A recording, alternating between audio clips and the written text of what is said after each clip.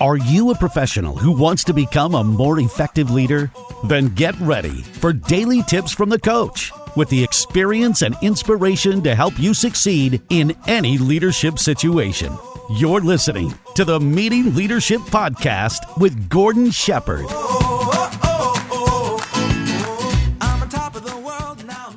Welcome to another episode of the Meeting Leadership Podcast. My name is Gordon Shepherd, and I just want to say thanks for spending some of your time here with me to pick up a tip or two that you'll take and put into action right away to improve your leadership ability.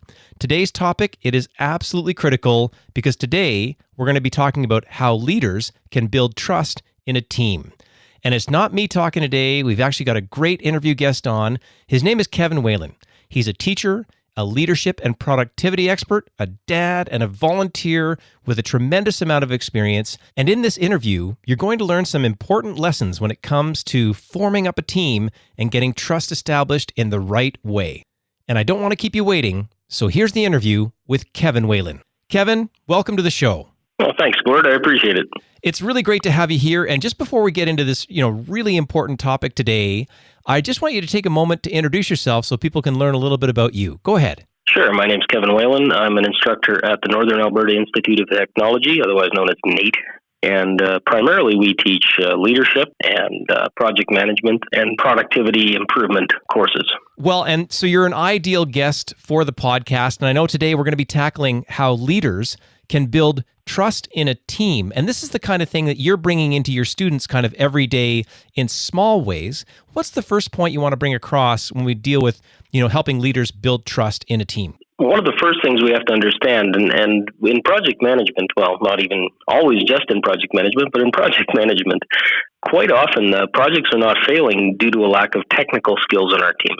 Projects fail due to a lack of people skills or what's known as the soft skills.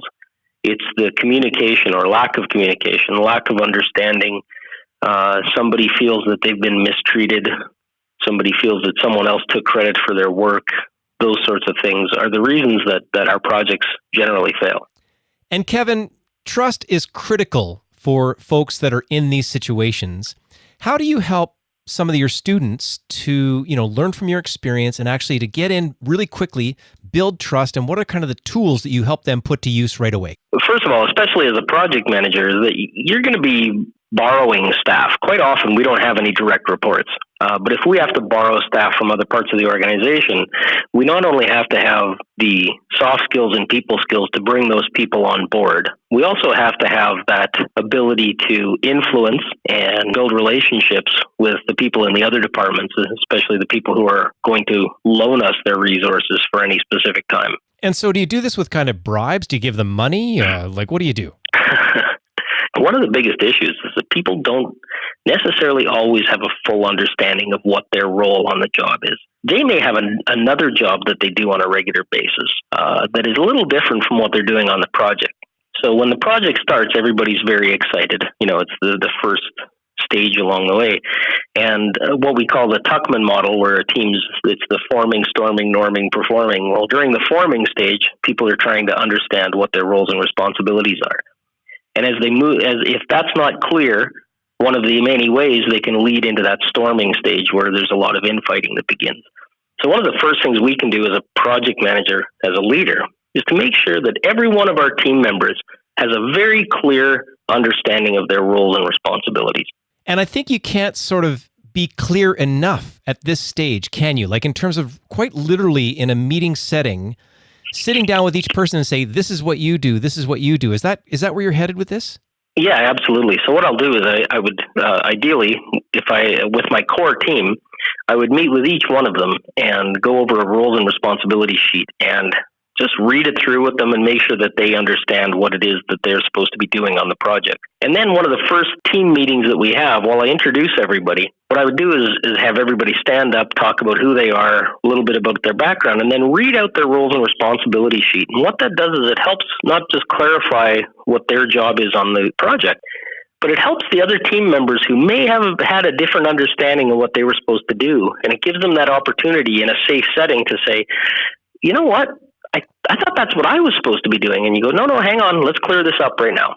And it helps get rid of some of that muddiness at the beginning. Oh, and I'm so glad you've brought this up and in this really clear way. I can tell you I was on a consulting engagement with some senior leaders recently, and one of the things that I do in these engagements in terms of helping them to develop communication is I have a pre-meeting phone call with them. And one of the clear comments was, I'm in my lane. You don't need to judge me for what I'm doing. You just have to be respect that I'm, been hired to do my job. Just let me do my job. You do yours. And in the meantime, when they cross over like that, they waste a lot of time. Is this something that you're seeing as well? Oh, absolutely.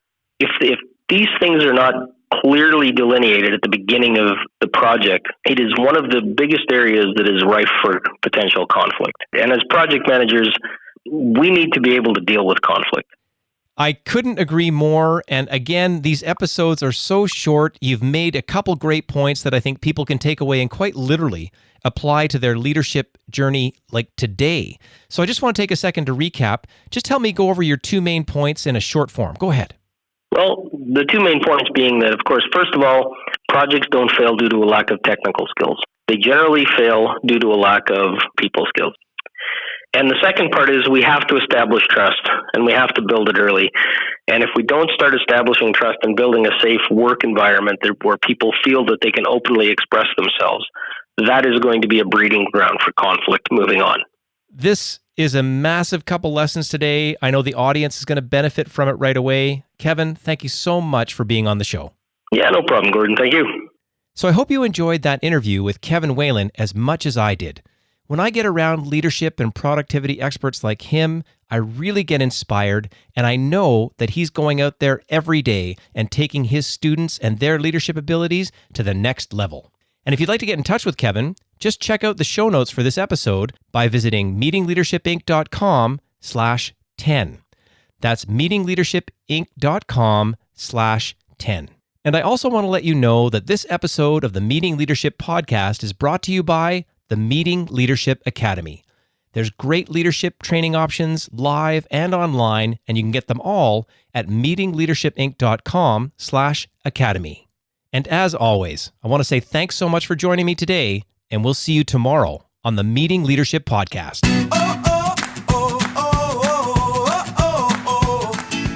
Thanks for listening to the Meeting Leadership Podcast. Be sure to subscribe for more strategies to help you become an outstanding leader. And don't forget to rate and review so we can bring you fresh content every day. We'll see you tomorrow, right here on the Meeting Leadership Podcast. I'm on top of the world, now I'm living. And the good just gets better, keeps on giving. Not even close to the end, it's just beginning.